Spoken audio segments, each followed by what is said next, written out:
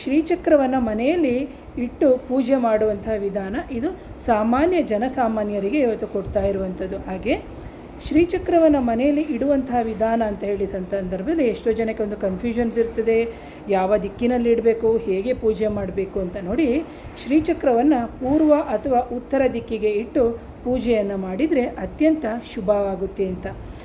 ಆನಂತರ ಪೂಜಾ ಕೊಠಡಿ ಆದಷ್ಟು ಸ್ವಚ್ಛ ಸ್ಥಳದಲ್ಲೇ ಇಡಿ, ಜೊತೆಗೆ ನೆಲದ ಮೇಲೆ ನೇರವಾಗಿ ಶ್ರೀಚಕ್ರವನ್ನು ಇಡಬಾರದು. ನೀವು ಯಾವಾಗಲೂ ಕೆಂಪು ಅಥವಾ ಹಳದಿ ಬಟ್ಟೆಯ ಮೇಲೆ ಇಡುವುದು ಸೂಕ್ತ, ಅಥವಾ ಸಣ್ಣದಾದಂತಹ ಒಂದು ನೀವು ಮರದ ಕಟ್ಟೆಯ ಮೇಲೆ, ಅಥವಾ ಇವತ್ತಿನ ದಿನಗಳಲ್ಲಿ ಎಲ್ಲ ಬಂದಿದೆ ಒಂದು ಅಲ್ಯೂಮಿನಿಯಂ ಕೋಟೆಡು, ಅಥವಾ ನಾವು ಹೇಳ್ಬೋದಲ್ವ ಅಂದರೆ ಏನು ಹೇಳ್ಬೋದು, ಜರ್ಮನ್ ಸಿಲ್ವರ್ ಅಂತ ಹೇಳ್ತೀವಲ್ಲ, ಆ ಥರದ್ರಲ್ಲೂ ಮೇಲಿಟ್ಕೊಂಡು ಪೀಠದ ರೂಪದಲ್ಲೂ ಅದರ ಮೇಲೇನೂ ಸಮೇತ ಇಟ್ಕೊಂಡು ನಾವು ಶ್ರೀಚಕ್ರವನ್ನು ಆರಾಧನೆಯನ್ನು ನಾವು ಮಾಡ್ಬೋದು ಅಂತ. ಹಾಗೆಯೇ ಶ್ರೀಚಕ್ರ ಪೂಜೆಗೆ ಬೇಕಾಗುವಂತಹ ಒಂದು ಸಾಮಗ್ರಿಗಳು ಅಂದರೆ ಶ್ರೀಚಕ್ರವನ್ನು ಪೂಜೆ ಮಾಡೋಕ್ಕಿಂತ ಮುಂಚೆ ನಮಗೆ ಏನೇನು ಬೇಕು ಅಂತ. ಶ್ರೀಚಕ್ರ ಬೇಕಾಗುತ್ತೆ, ಕುಂಕುಮ ಬೇಕಾಗುತ್ತೆ, ಅರಿಶಿಣ, ಹೂವುಗಳು, ಹಾಗೆ ಧೂಪ, ತುಪ್ಪದ ದೀಪ ಅಂದರೆ ಮಣ್ಣಿನ ಹಣತೆಯನ್ನೇ ತಗೊಂಡ್ರೆ ನಿಮಗೆ ಅತ್ಯಂತ ಶ್ರೇಷ್ಠ. ಹಾಗೆ ಧೂಪ, ಪಂಚಾಮೃತ, ನೈವೇದ್ಯಕ್ಕೆ, ಹಾಗೆ ಕೆಂಪು ಹೂಗಳು, ವಿಶೇಷವಾಗಿ ಸುಗಂಧಭರಿತವಾದಂತಹ ಹೂಗಳಿದ್ದರೆ ಇನ್ನೂ ಶುಭ ಅಂತ ಹೇಳ್ತೀನಿ.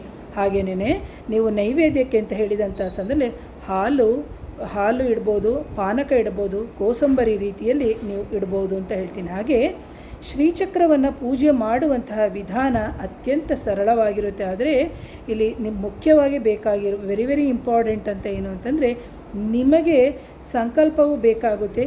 ಇದನ್ನು ಮಾಡಬೇಕಾದ್ರೆ ಬೇಕಾದಷ್ಟು ಅಡೆತಡೆಗಳು ಬರುತ್ತೆ. ಆ ಅಡೆತಡೆ ಬರ್ತಾ ಇದೆ ಅಂತ ಹೇಳಿ ನೀವು ಅದನ್ನು ನಿಲ್ಲಿಸಲಿಕ್ಕೆ ಹೋಗಬೇಡಿ ಅಂತ.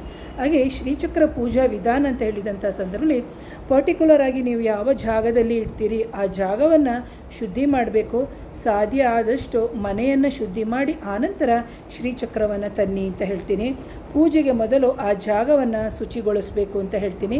ಹಾಗೆ ನೀವು ಮೊದಲ ಬಾರಿಗೆ ಗಣಪತಿಯ ಧ್ಯಾನ ಅಂದರೆ ಮೊದಲು ನಾವು ಯಾವಾಗಲೂ ವಿಘ್ನ ನಿವಾರಕನಿಗೆ ಅಥವಾ ವಿಘ್ನ ನಿವಾರಣೆ ಆಗಲಿ ಅಂತ ಕೇಳಿಕೊಂಡು ನಾವು ಶ್ರೀಚಕ್ರವನ್ನು ಆರಾಧನೆಯನ್ನು ಮಾಡಬೇಕಾಗುತ್ತೆ ಅಂತ ಹೇಳ್ತೀನಿ.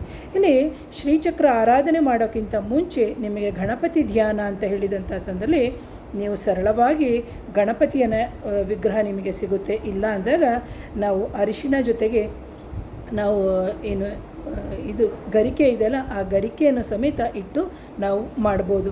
ಇಲ್ಲ ಮೇಡಮ್ ಇದೆರಡೂ ಆಗಲ್ಲ ಅಂತ ಹೇಳಿದಂಥ ಸಂದರ್ಭದಲ್ಲಿ ನಿತ್ಯವೂ ಗಣಪತಿಯ ಮಂತ್ರ, ಸರಳ ಮಂತ್ರ ಓಂ ಘಂ ಗಣಪತಿಯೇ ನಮಃ, ಓಂ ಘಂ ಗಣಪತಿಯೇ ನಮಃ ಅಂತೇಳಿ 108 ಬಾರಿ ಮೊದಲಿಗೆ ನೀವು ಹೇಳ್ಕೋಬೇಕಾಗುತ್ತೆ. ಹಾಗೆ ಸಂಕಲ್ಪ ಹೇಳ್ಕೋಬೇಕಾಗುತ್ತೆ.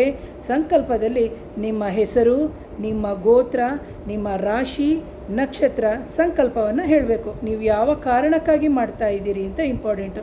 ನಿಮಗೆ ಆರೋಗ್ಯಕ್ಕೆ ಬೇಕಾ, ಅಥವಾ ನಿಮಗೆ ಅಭಿವೃದ್ಧಿಗೆ ಬೇಕಾ, ಅಥವಾ ನಿಮಗೆ ಸಂತಾನಕ್ಕೆ ಸಂಬಂಧಪಟ್ಟ ಸಮಸ್ಯೆಗೆ ಬೇಕಾ, ಅಥವಾ ನಿಮಗೆ ಯಾರೋ ಮಾಟ ಮಾಡಿಸಿ ಕಳಿಸಿದ್ದಾರೆ, ಅಥವಾ ನಿಮಗೆ ಭೂತ, ಪ್ರೇತ, ಪಿಶಾಚಿ, ಜಿನ್ನು ಈ ಥರ ಸಮಸ್ಯೆಗಳು ಇದೆಯಾ, ಅಥವಾ ಜಾತಕದಲ್ಲಿ ನಿಮಗೆ ಗೊತ್ತಾಗದೇ ಇರುವಂತಹ ಸಮಸ್ಯೆಗಳು ಉಂಟಾಗ್ತಿದೆಯಾ, ಇದೆಲ್ಲದಕ್ಕೂ ನೀವು ಖಂಡಿತವಾಗಲೂ ಆ ಜಗನ್ಮಾತೆಯನ್ನು ಆರಾಧನೆ ಮಾಡ್ಬೋದು.